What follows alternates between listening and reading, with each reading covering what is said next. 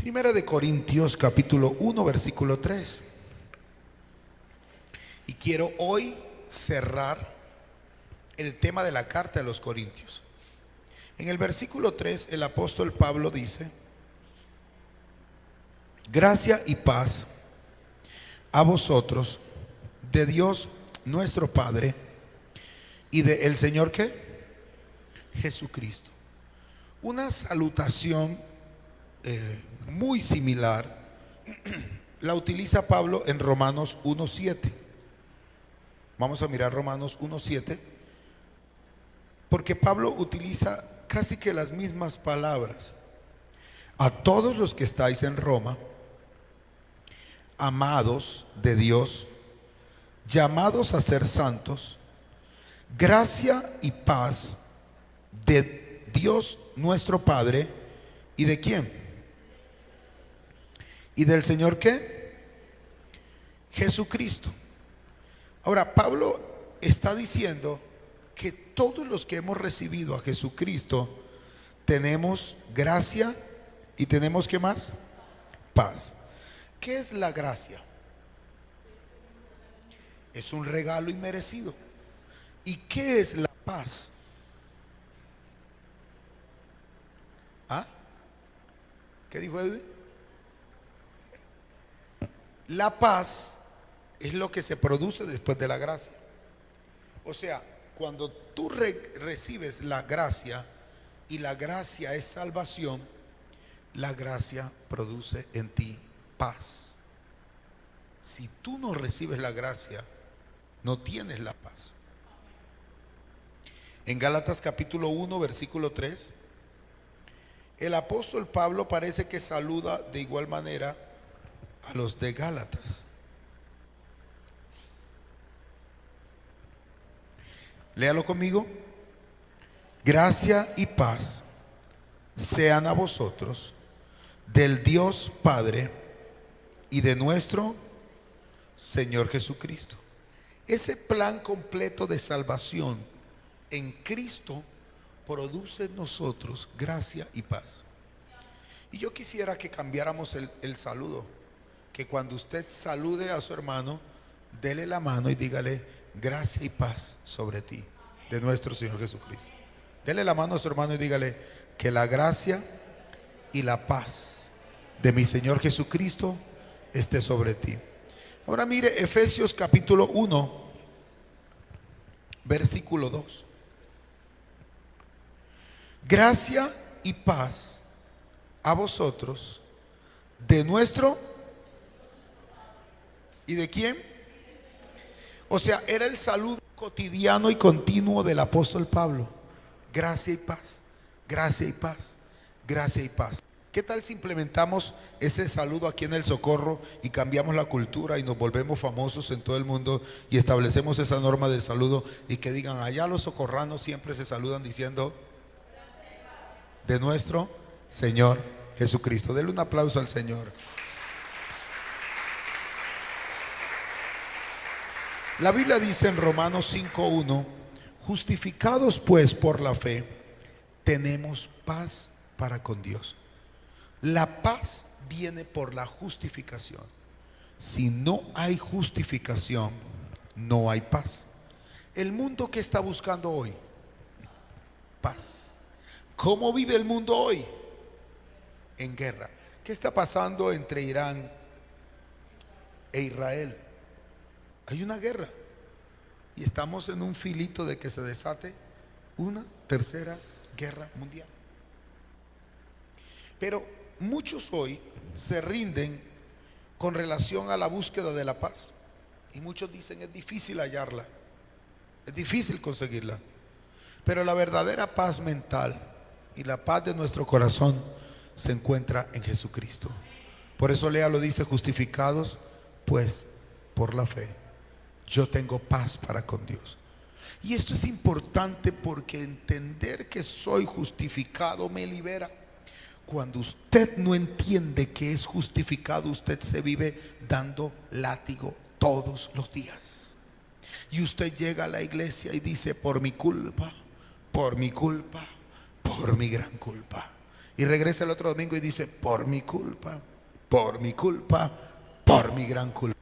Pero cuando usted entiende que es justificado por la fe, ya la culpa no está en usted. Quiere decir que tiene paz, porque Cristo pagó por su deuda. ¿Le puede dar un aplauso a Cristo? Cristo lo justificó, Cristo lo redimió. Ahora, ¿quién es el que nos da la gracia y la paz? San Pablo dice en 1 Corintios 1:3 que quien nos da la gracia y nos da la paz es una sola persona, es Dios Padre, y luego dice, y su Hijo Jesucristo. Dios es Padre, pero también el Hijo Jesucristo es Dios. Amén. ¿Y quién es nuestro Dios Padre? Es el Padre de gloria. Efesios 1:17 dice que el Padre es el Padre de gloria, para que el Dios de nuestro Señor Jesucristo, el Padre de gloria, nos dé espíritu de sabiduría y de revelación en el conocimiento de Él. ¿Qué nos da el Dios Padre? Sabiduría y revelación en el conocimiento de Él. ¿Sabe que yo por más de 25 años he hecho esa oración? Y esa oración me ha catapultado y me tiene donde estoy, y me ha permitido Dios ir a unas 7 naciones a predicar muy continuamente el Evangelio, porque yo he dicho que el Padre de gloria, el Padre de mi Señor Jesucristo, yo le digo todos los días, dame espíritu de sabiduría y dame espíritu de revelación en el conocimiento de Cristo. Levante su mano y diga, yo pido en esta tarde al Padre de gloria que me dé espíritu de sabiduría y de revelación en el conocimiento de Dios.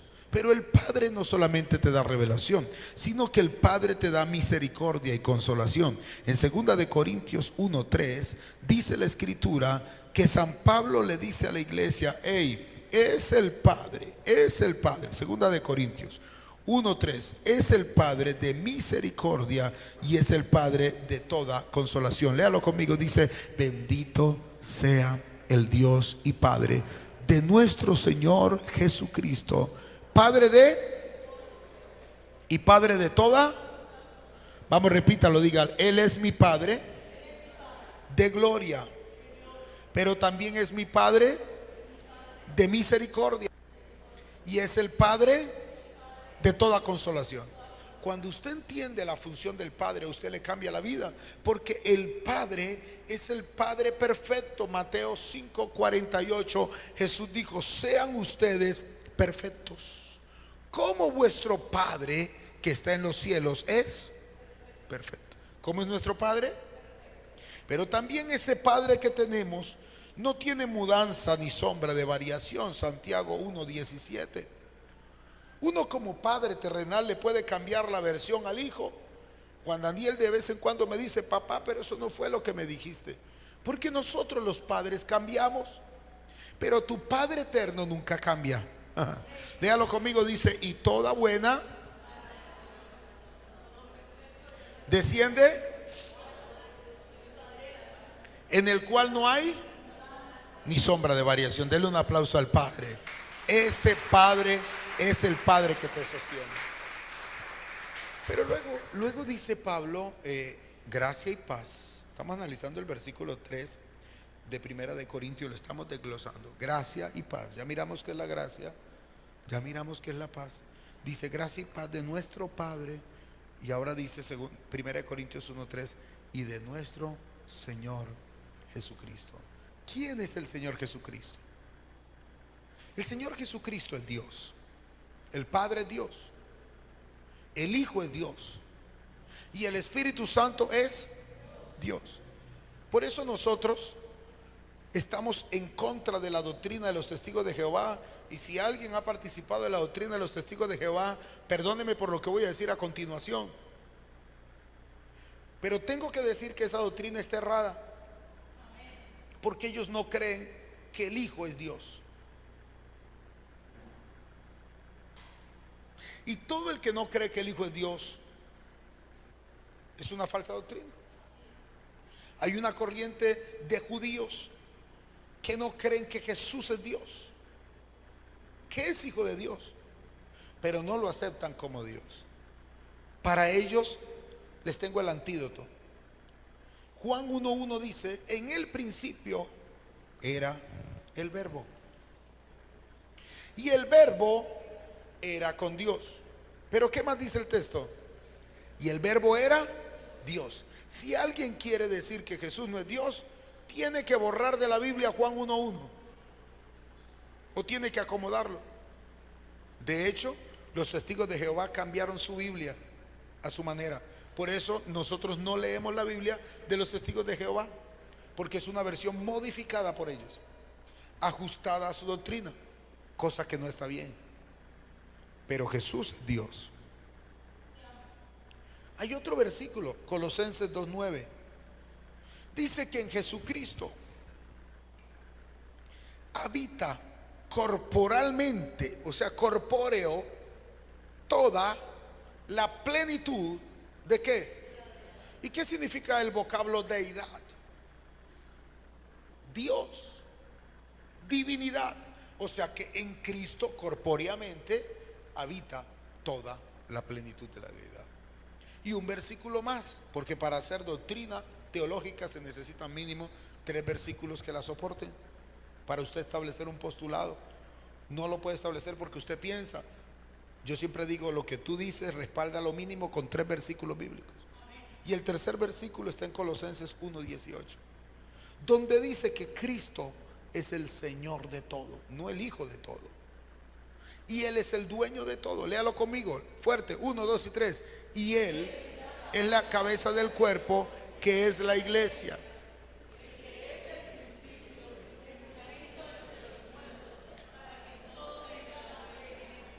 Bueno, no era que usted dijera, bueno, pareciera como que sí es Dios. No, no, no.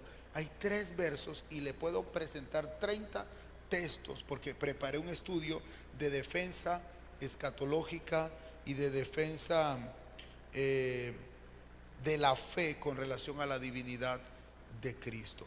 De todas maneras, nosotros necesitamos entender que Cristo es el que nos da la gracia y Cristo es el que nos da la paz. O sea, que Cristo sigue siendo inmutable, dígame. Que Cristo es omnipotente, dígame. Jesús es omnisciente. Jesús es omnipresente. Jesús es justo. Cristo es santo, amoroso, verdadero, juez, verdad, vida, creador, sustentador y Señor de todo. ¿Alguien puede alabar a Cristo? Jesucristo es el Rey. Ahora, todo lo anterior, solamente como introducción, lo escribe Pablo para hacerle unas recomendaciones a la iglesia. Mire todo lo que Pablo está diciendo, y esto es solo la salutación. Y mire cómo Pablo entra, como cuando Pablo era muy buen escritor y era muy bueno para las letras, y nosotros debiéramos aprender mucho de Pablo, porque Pablo, antes de dar un regaño, primero prepara un marco conceptual impresionante para luego establecer un sistema de corrección. Pablo dice: gracia y paz a vosotros y de nuestro Dios Padre y del eterno Jesucristo. Y ahora prepárense, tenga. ¿Y qué es lo que Pablo viene a corregir con la carta después de ese corto pero amplio y profundo saludo? Pablo quiere corregir en la iglesia de Corintios un problema de unidad entre los hermanos. La iglesia estaba dividida y Pablo le dice a ellos: ustedes no pueden tener a Dios como Padre y a su Hijo Jesucristo en su vida y seguir siendo una iglesia dividida. Y es entonces donde Pablo empieza a decirle a la iglesia de Corintios: dejen la inmadurez, porque Pablo presenta la inmadurez como fuente de divisiones y de pleitos y de comentarios y de chismes dentro de la iglesia. Amados hermanos, Pablo le dice a la iglesia de Corintios: ustedes tienen que madurar porque Cristo está en ustedes. Ustedes tienen que madurar porque tienen la gracia. Ustedes tienen que madurar porque fueron justificados. Ustedes tienen que madurar porque tienen la paz de Cristo.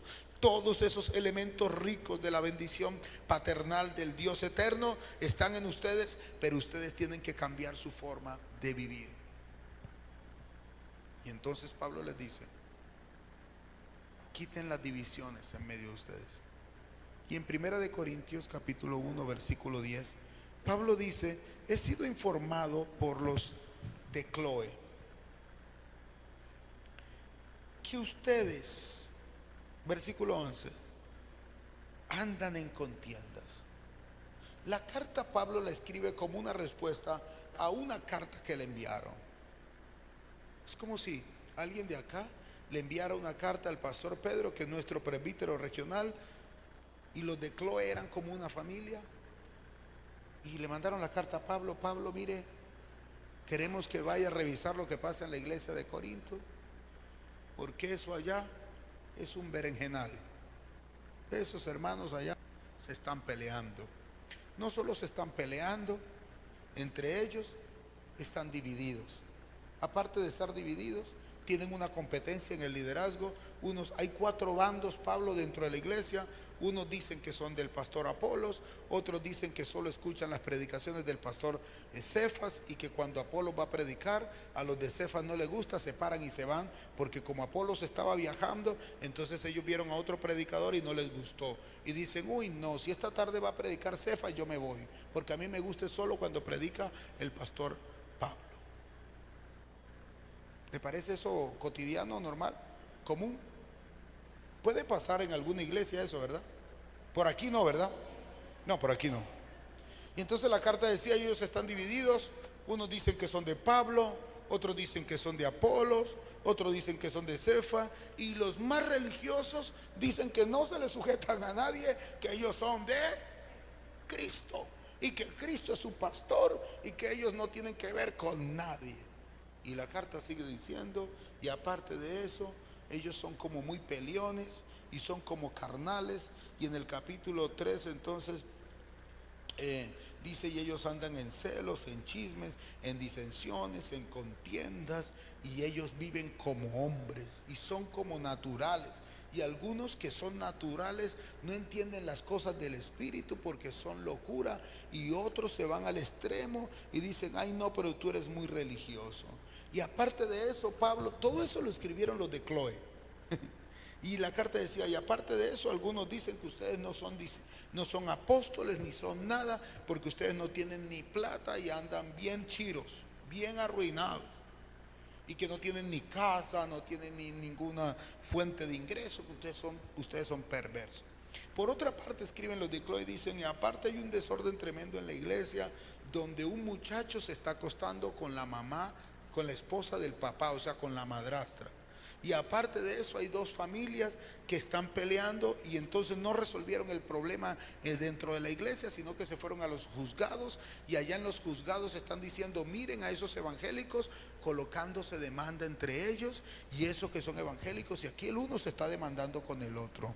Y aparte de eso, hay unas hermanas, capítulo 7, hay unas hermanas que no cumplen con el deber conyugal y no atienden al marido, y el marido quiere estar con la hermana y la hermana no quiere. Y hay otra hermana que tiene un problema porque el marido tampoco la quiere atender, y el marido anda en otro cuento, y el marido la tiene abandonada, y están esos hogares como del diablo. Y aparte hay unos que no se han casado y están como medio calentones. Y entonces son novios pero andan quemándose, y no se han casado y están en fornicación. Y después, oiga, los de Cloe escribieron todo eso y le dicen: Pablo, y eso no es peor, sino que cada vez que hay ferias, capítulo 8, los hermanos se van a comer en las ferias y se van a bailar y a rumbear, y se compran un galón de 5,000 de guarapo y allá se lo toman. Eso lo dice el capítulo 8. Y algunos dicen, capítulo 9, que usted no tiene ningún derecho a reclamar nada de apóstol por acá. Y entonces hay otros que viven diciendo que pueden vivir una vida loca, como Ricky Martin, capítulo 10. Y en el capítulo 11 ellos escriben: y para colmo de males, cada vez que hacen la cena del Señor, eso es un desorden, se emborrachan, dejan los platos de comida, unos traen mucha comida, se la comen, otros no traen nada, y los que traen mucho no le dan a los que tienen. Y eso, Pablo, es un verdadero desorden. ¿Quiénes mandaron esa carta? Los de Cloe hicieron ese análisis y se la mandaron allá al apóstol Pablo. Y dice, y le dicen, y lo que es peor, ellos no entienden nada de los dones espirituales y eso es un relajo, hablan en lengua, se tiran, vomitan, mientras que uno habla en lengua, el otro profetiza, el otro se tira, baila, y cantan y hacen una cantidad de desórdenes, y la gente que viene por primera vez ve ese desorden y dice, ¿esto qué es? Esto es un berenjenal. Y entonces lo que es peor es que algunos que hablan en lenguas son malos con otros. Y ahí está el capítulo 13. Y entonces dicen, y hablan en lenguas, pero a mí me tratan mal. Hablan lenguas en la iglesia, pero tratan feísimo a los hermanos. Dan donaciones, pero se comportan muy feo. Y otros profetizan, pero no tienen nada que ver con los demás. Y entonces, aparte de eso, algunos niegan que Jesucristo ha resucitado y están dentro de la iglesia. Imagínese, apóstol Pablo, que muchos están dentro de la iglesia y no creen que Jesucristo resucitó. Entonces, ¿qué hacen dentro de la iglesia? Si la clave de la iglesia es creer que Jesucristo resucitó, pero ahí dentro de la iglesia siguen congregándose todos los domingos en el Socorro, perdón, en Corintios, pero no creen que Jesucristo ha resucitado. Y finalmente en la carta termina diciendo, y aparte algunos se quejan de las ofrendas, capítulo 16, y dicen que ellos no quieren dar ofrendas porque dar ofrendas es del diablo y que eso es un negocio para alimentar a los pastores y que para que el pastor les salga barriga.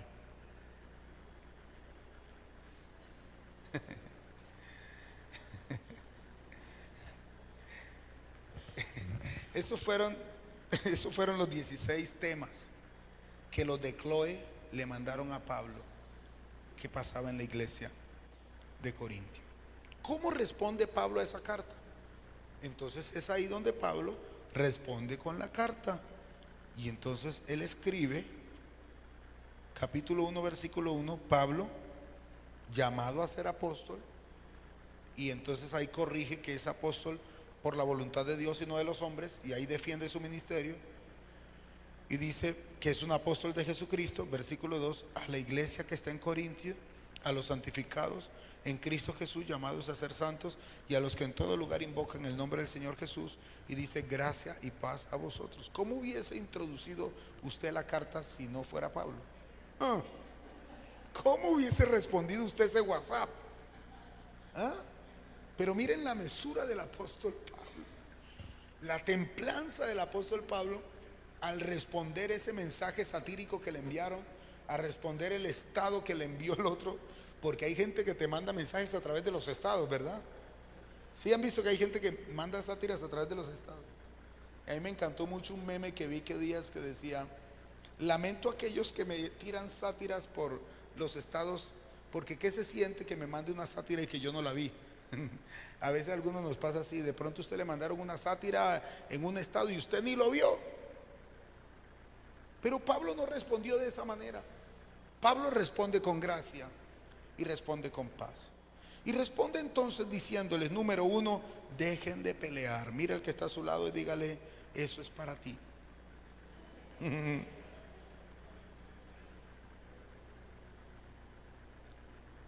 Capítulo 1, versículo 10. Os ruego, hermanos, por el nombre de nuestro Señor Jesucristo, que habléis ¿qué?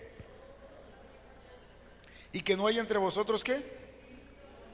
Y que sean perfectamente unidos en una misma mente. Aquí corrige Pablo el problema de la unidad y les hace un planteamiento.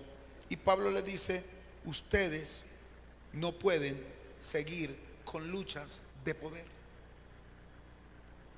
Y en el capítulo 3, versículo 1, corrige a los líderes y les dice, ustedes son carnales, porque no les pude hablar a ustedes como espirituales, sino que les tengo que hablar como carnales. ¿Y por qué les hablo como carnales? Porque son unos niños. ¿Y por qué son unos niños? Porque ustedes están tomando leche y no vianda. ¿Y por qué toman leche y no vianda? Porque no son capaces. Voy por el versículo 2. Y el 3 dice, y son carnales porque usted tiene celos, contiendas y disensiones. Si usted tiene celos, si usted vive celando, usted es un carnal y una carnal. Yuhu. Y hay hermanas que tienen espíritu de huele huele. ¿De dónde vienes? Me huele. ¿A qué te huele? Eso es una obra de la carne. Y los celos son de la carne, no son de Dios. Aló. Y las contiendas son de la carne, no son de Dios. Amén. Y las disensiones son de la carne. Y dice Pablo, y ustedes andan como hombres, no como espirituales. Por eso Pablo corrige el problema de la división. En el versículo 4 dice, porque ustedes dicen, yo soy de Apolos, otros dicen, yo soy de Pablo, otros dicen, yo soy de Cefas. Y dice Pablo, ustedes son carnales. Versículo 5, ¿qué pues es Apolos o qué pues es Pablo? Los hombres son servidores de Dios. Amén. Y cuando usted pone la mirada en el hombre, deja de ver a Dios. Por eso usted tiene que entender que no es el hombre, sino que es Dios.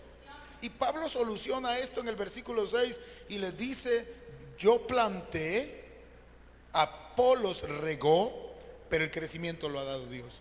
Todos los hombres y mujeres que Dios ha usado para su crecimiento y formación no son sus dioses, son hijos y servidores de Dios. Todos los pastores que han pasado por su vida, o las iglesias que usted ha visitado, o los mentores que usted ha tenido, no es para que los idolatre, es para que le dé la gloria a Dios por esos hombres y mujeres que Dios ha utilizado para que usted pueda crecer en la obra del Señor. Amén.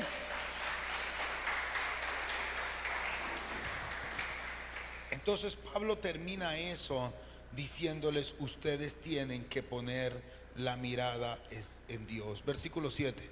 Así que ni el que planta es algo, ni el que riega es algo, sino ¿quién? Finalmente, ¿quién es el que da el crecimiento? ¿El pastor? ¿La pastora? Es Dios. Aló. Es Dios el que da el crecimiento en usted.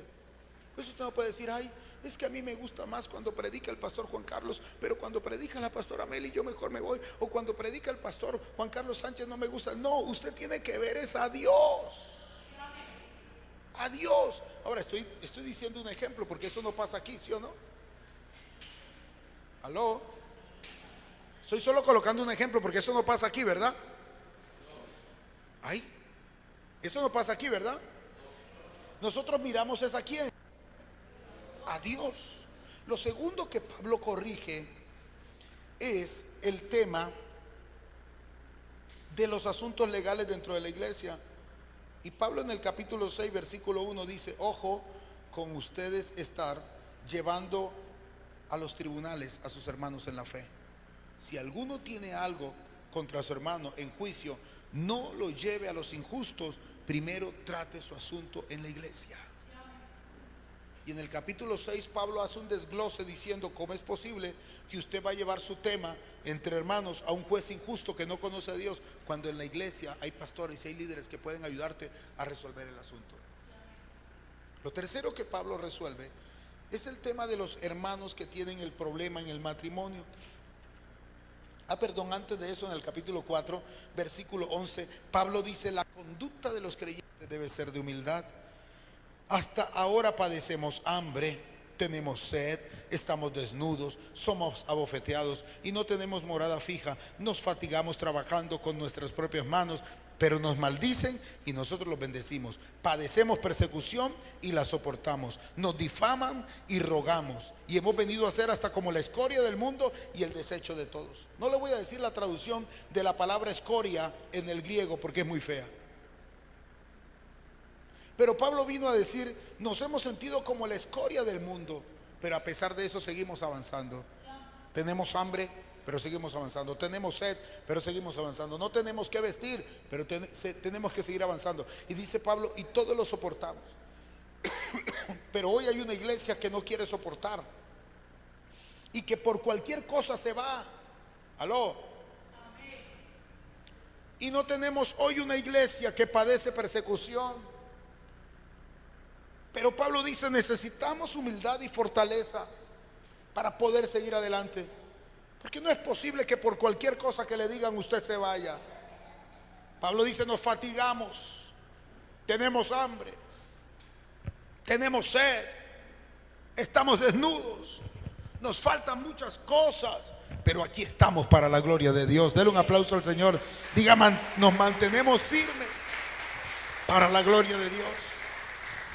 Y es ahí entonces donde Pablo en el capítulo 7 le da instrucciones a los matrimonios y les dice, hey, versículo 3, el marido cumpla con la mujer el deber conyugal y la mujer con su marido. Cumple con tu deber, mujer, cumple con tu deber. Y la mujer no tiene potestad sobre su propio cuerpo, sino ¿quién? El marido, 7:4.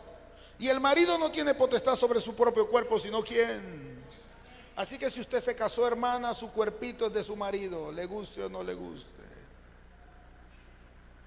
Hay ninguna hermana dijo amén. Y si usted se casó, hermano, su cuerpito es de su mujer.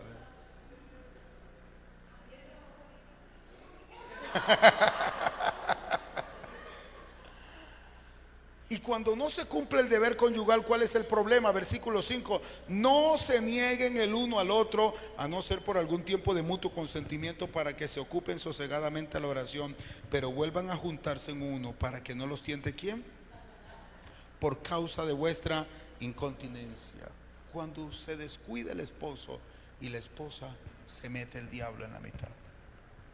Por eso Pablo dice en el capítulo 7 versículo 2, pero a causa de las fornicaciones es mejor que cada uno tenga su propia mujer y que cada una tenga su propio marido. Si usted no tiene el don de continencia, cásese para que no se esté quemando, porque de lo contrario los bomberos estarán detrás de usted. Pero luego en el capítulo 8 Pablo dice, con relación a los que están dando mal testimonio, en el versículo 10 Pablo dice, porque si alguno te ve a ti que tienes conocimiento sentado a la mesa en el lugar de ídolos, la conciencia de aquel que es un hermano débil será estimulada para comer lo sacrificado a los ídolos. Mire lo que Pablo está diciendo. Pablo dice, ojo iglesia, porque si usted tiene conocimiento, usted conoce a Dios, pero va y se sienta en una mesa de idolatría y de demonios, es decir, usted se sienta en un lugar equivocado y pasa otro hermano que es débil, que va a decir, uy, allá está el pastor Juan Carlos detrás del Banco Popular en la terracita esa chévere tomándose una michelada. Yo también puedo, porque si el pastor Juan Carlos puede, ¿qué va a decir la gente? Yo también puedo. Si dicen, uy, allá estaba el hermano, ¿cuántos de los que están aquí toman guarapo todavía? Si lo ven por allá en la calle del temblor, temblando, tomando guarapo, ¿qué van a decir los otros? Ay, yo también puedo. Y Pablo dice, ojo con hacer caer a su hermano. Pero lo que es peor, en el capítulo 8, capítulo 10, versículo 21, Pablo dice, ojo, no pueden beber de la copa del Señor y de la copa de los demonios al mismo tiempo. Es decir, no puedes participar de la mesa del Señor y de la mesa de los demonios. Y eso es fuerte. Hoy vamos a tomar la cena. Y usted no puede salir de aquí después de tomar la cena del Señor a irse a meter a un lugar por allá a tomar y a emborracharse y llegar a las 11 de la noche a su casa con dinero y sin dinero. Yo hago siempre.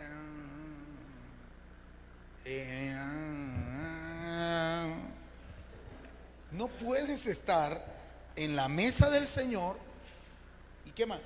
Y en la mesa de los demonios. Entonces algunos dicen, no, pastor, eso es lo que no me gusta de ustedes los evangélicos. ¿Qué no te gusta de nosotros los evangélicos?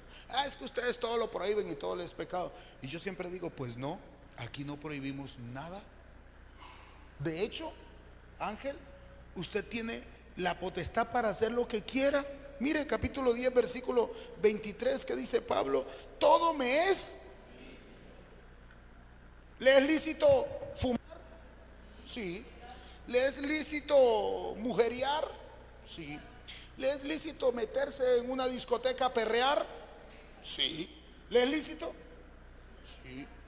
Sí. ¿Se pueden meter en un sitio, en un nightclub, todos los sábados hasta las 3 de la mañana? ¿Le es lícito? Sí. La pregunta que nos tenemos que hacer es, ¿me conviene? ¿Me edifica? ¿De qué me sirve eso? ¿Contribuye a mi fe? ¿Contribuye a mi crecimiento? ¿Es de buen testimonio? Entonces aquí no prohibimos nada, simplemente te hacemos entrar en evaluación para que tú reacciones y verifiques qué te conviene y qué no te conviene. Y entonces cuando hacemos eso, podemos llevar nuestro testimonio cristiano a la comunidad y al lugar donde trabajamos. Pastor, ¿es que yo me tengo que apartar del mundo? No. Pastor, ¿es que yo no me voy a relacionar con las personas? No, no estoy diciendo eso. Lo que queremos tratar de decirte es que Pablo dice, usted tiene que hacer diferencia entre lo que le conviene y lo que no le conviene. Amén. Y finalmente, Pablo corrige 3 confusiones que tenía la iglesia. La primera confusión que la iglesia tenía era sobre la cena del Señor. En el capítulo 11, versículo 21, y estoy haciendo ya el cierre de todo el libro de Corintios, la carta. ¿Qué dice el capítulo 11, versículo 21? Vamos a leer desde el 20 para que entendamos el contexto. 11, 20. Cuando pues os reunís vosotros, esto no es comer la cena del Señor. Porque al comer, ¿qué pasaba? Siguiente, 21. Porque al comer, cada uno ¿qué? Para tomar su propia, y algunos tienen hambre y no comen, porque habían otros que se comían todo anticipadamente. Es como, ahorita vamos a repartir pan y vino. Y es como si un hermano se comiera anticipadamente todo el pan y se tomara todo el vino y nos dejara a nosotros. ¿Está bien eso? Y eso pasaba en la iglesia de Corintios. Y Pablo le dice, eso no es comer la cena del Señor. Porque cuando Jesús se reunió a comer la cena, ¿cómo hizo? Tomó el pan, lo partió y le dio un pedacito a cada uno. Tomó la copa, tomó y le dio hasta a Pedro y hasta a Judas, que ya Judas lo había vendido y Pedro lo iba a negar. Pero a pesar de eso, el Señor compartió con ellos. ¿Qué significa? Que el Señor no tuvo un corazón resentido ni amargado. ¿Aló? No tuvo un corazón egoísta. Y cuando nosotros caminamos con fe en el Señor como cruzada cristiana, necesitamos tener un corazón amplio en perdonar. La segunda confusión que Pablo corrige en la carta es con relación a los dones espirituales. En el capítulo 12, Pablo dice, no quiero, hermanos, que ignoréis acerca de los dones espirituales. Ellos tenían una ignorancia en los dones y había mucho desorden, y Pablo organiza los dones y le dice, son 9 dones, y de los 9, 3 son dones de revelación, 3 son dones de inspiración hablada y 3 son dones de poder. Si usted quiere crecer más en el conocimiento de los dones, le invito a que haga las escuelas. Ahí profundizamos detalladamente cada uno de esos dones. Pero ellos ignoraban los dones y no sabían si tenían los dones espirituales. Y ellos tenían que revisar eso, y Pablo los corrige. ¿Usted sabe si tiene el don de sanidad, por ejemplo? ¿Cómo sabe usted que tiene el don de sanidad? Porque no todos tienen el don de sanidad. La única manera de saber si usted tiene el don de sanidad, lo dije esta mañana, es orando por alguien. Si se muere, no tiene el don. Esa es la única.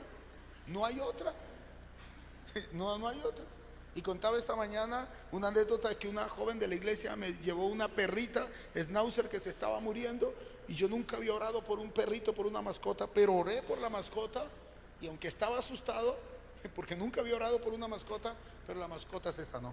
O sea, el don hasta puede ser utilizado en bendecir a nuestros animales. La Biblia dice que los hombres de Dios en la Biblia, en el Antiguo Testamento, los amos cuidaban de su ganado. Pero eso con relación al don. Le pregunto, ¿tiene don? La iglesia tenía un desorden en los dones.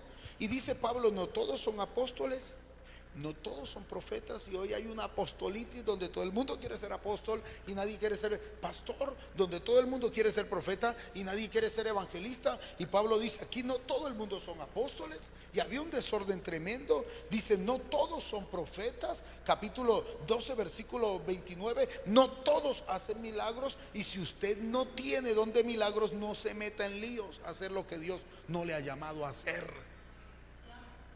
No, que tráiganme a todos los cojos, que les voy a estirar las piernas. Momentico. Si usted no tiene el don, no se meta en eso. No, que tráiganme a todos los endemoniados, que los voy a ungir y voy a echar fuera a los demonios. No ponga las manos con ligereza. ¿Tiene usted ese don? ¿Son todos apóstoles? No todos son apóstoles. No todos son profetas. Y Pablo corrige ese desorden que había en la iglesia. Y dice Pablo, versículo 30, ¿tienen todos dones de sanidad? ¿Hablan todos en lenguas? ¿Interpretan todos? O sea, había un desorden tremendo. Y Pablo organiza eso. Es en el capítulo 14 donde Pablo regula lo de las lenguas, que hablen con prudencia, que si alguno habla en lenguas y tiene interpretación, que hable en la iglesia, pero que si no tiene interpretación de lenguas y no hay intérprete en la iglesia, Pablo dice, cállese y ore en lenguas en su casa. Y es tremendo lo que Pablo corrige. Y dice, y si alguno va a orar en lenguas, hable con prudencia y los demás callan. Y si alguien va a profetizar, profetiza uno y los demás callan. Y se debe analizar la palabra profética con 2 o 3. O sea, no se puede salir corriendo porque alguien te profetizó. Ay, entonces ya me profetizaron. No, eso tiene que ser validado. Lo dice la Biblia, me lo confirma Dios. Dios me está hablando. Porque la profecía del Antiguo Testamento era una profecía que era así dice Jehová, y se cumplía y se creía como palabra directa. Pero los profetas del Nuevo Testamento, escúcheme, no se distraiga, los profetas del Nuevo Testamento, la palabra tiene que ser validada por 2 o 3. O sea, usted, que si alguien vino y le profetizó, usted dice, bueno, vamos a validar esto con la palabra. Y ese desorden había tanto que es ahí donde Pablo le prohíbe a las mujeres que hablen dentro de la iglesia. ¿Por qué? Porque las mujeres querían mandar en Corintios y ellas eran las que querían hablar, y aún dentro de la iglesia ellas querían levantarse, preguntar y gobernar. Y Pablo también dice que las mujeres se callen en esta iglesia. Esa iglesia a la que él corrige, no a las demás. Era un caso particular allí, donde las mujeres no se sujetaban y no le preguntaban al marido, sino que salían a buscar información en otros lugares. Y Pablo dice que el marido le enseña a la mujer en su casa.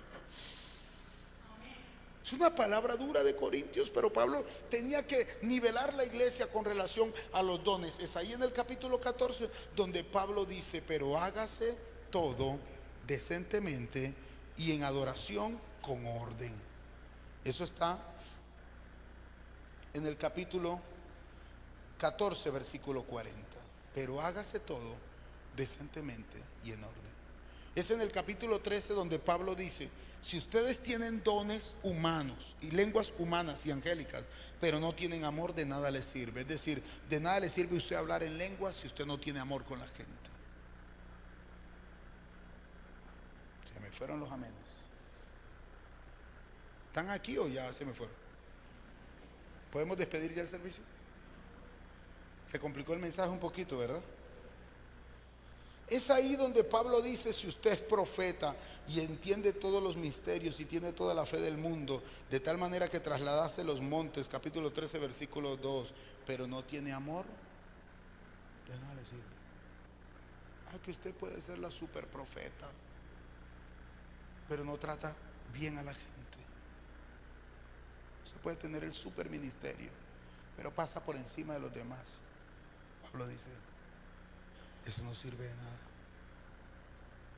Y tristemente hoy vemos en la iglesia del Señor, en el mundo de la iglesia hoy y en las redes sociales, vemos gente que se ha vuelto inalcanzable, que es tan difícil llegar a tantos ministerios y ya nadie los puede tocar. Tienen guardaespaldas, tienen tanto protocolo que no hay quien se les acerque. Y el Señor dice, nada soy si no tienes amor. Y si repartieses todos tus bienes para dar de comer a los pobres y entregas tu cuerpo para ser quemado, pero no tienes amor, ¿qué pasa? De nada te sirve. Es ahí donde Pablo corrige eso. Dice, de nada te sirve lo que haces en el ministerio si no lo haces con amor. ¿Sí o no? Y es ahí donde Pablo en el capítulo 13 expone 17 características del amor. Entonces empieza a decir: el amor es sufrido, el amor es benigno, el amor no tiene envidia, el amor no es jactancioso, el amor no se envanece, el amor no hace nada indebido. 6, el amor no busca lo suyo. 7, el amor no se irrita. Si usted ama, no se irrita. Mira el que está a su lado, si tiene al esposo, dígale: te amo, pero no me irrites. No se irrita. El amor no guarda rencor. 9, el amor no se goza de la injusticia. 10, el amor no se goza de la verdad. 11, el amor todo lo sufre. 12, el amor todo lo cree. 13, el amor todo lo espera. 14, el amor todo lo soporta. 15, el amor nunca deja de ser. 16, versículo 13, y ahora permanece la fe, la esperanza y el amor. Y esos tres, pero el mayor de todos, 17, es el amor. Diga: el amor es mayor. Denle un aplauso al Señor. El amor es mayor. Y sería bueno que entre amigas, que en el ministerio de hombres, que en los talleres de pareja, trabajáramos las 17 características del amor. Pregunto, ¿las estamos cumpliendo todas?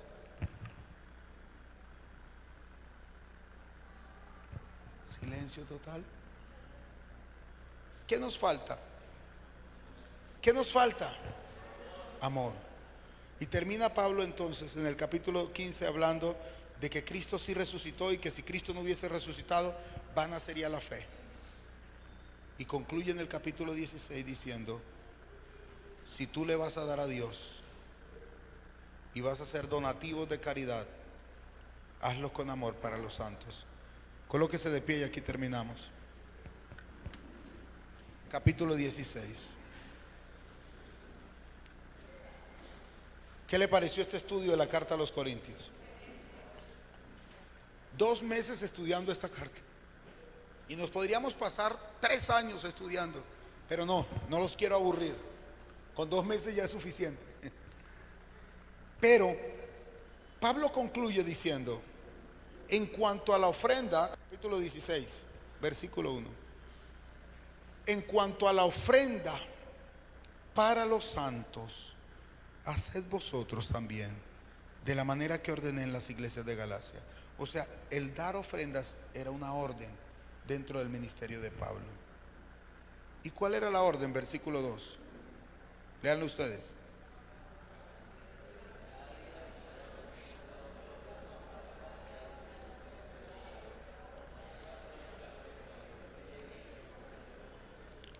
Mire la pauta que establece Pablo. Primero, cada primer día de la semana. ¿Cuál es el primer día de la semana? Diga conmigo: hoy. ¿Cuál es el primer día de la semana? Domingo. Para nosotros hoy es domingo. Para ellos en el primer siglo, que no le habían puesto los nombres a los días, era el primer día de la semana. Hasta esa época no había nombre de los días. Ese es otro tema. El problema de los nombres de los días lo tenemos nosotros. Pero no había ni sábado, no había ni domingo. La orden era el primer día de la semana. Segundo dice cada uno. Diga yo. ¿Es una responsabilidad colectiva o individual? El cada uno es una responsabilidad individual, no colectiva. O sea que el tema del dar no es un asunto de los demás, es un asunto tuyo. Es un asunto tuyo con Dios. El cada uno se tiene que cumplir. Cada uno de vosotros ponga aparte algo. ¿Qué significa el pon aparte algo? Preparación, separar, presupuesto, administración, previsión. Y para poder usted darle a Dios, si usted no separa, si usted no aparta, se lo come. Yuhu. Se lo come, se lo garantizo. Vea, se lo prometo, que si usted lo deja mezclado con el otro dinero, ¿qué pasa? Se lo va a gastar. Ponga aparte algo. Según haya ¿Qué significa ese según haya prosperado, Oscar? Nelson, ¿qué significa? De repente, ¿qué más? La bendición de Dios, ¿qué más? Que no es una camisa de fuerza, que nadie te puede obligar a dar lo que no tienes, que tú le das a Dios y haces acuerdos y votos con Dios de acuerdo a tu posibilidad. Eso es lindo. Ese es el verdadero mensaje que se debe predicar. No es obligarte a dar lo que tú no tienes. Nadie te puede obligar a dar más de lo que Dios no te ha dado, a no ser que tú hagas un acto extremo de fe, y esa es otra cosa. Pero cada uno según haya prosperado, y esto destruye la mal llamada doctrina de la prosperidad, que obliga a la gente a hacer cosas que la gente no tiene ni puede. Cada uno según haya prosperado. ¿Qué más dice? Guardándolo. ¿Qué significa eso, guardándolo? Administrelo, cúbralo, sepárelo, sus diezmos, sus ofrendas, sus primicias, sus donaciones, póngalas aparte y no las toque en lo posible, por favor.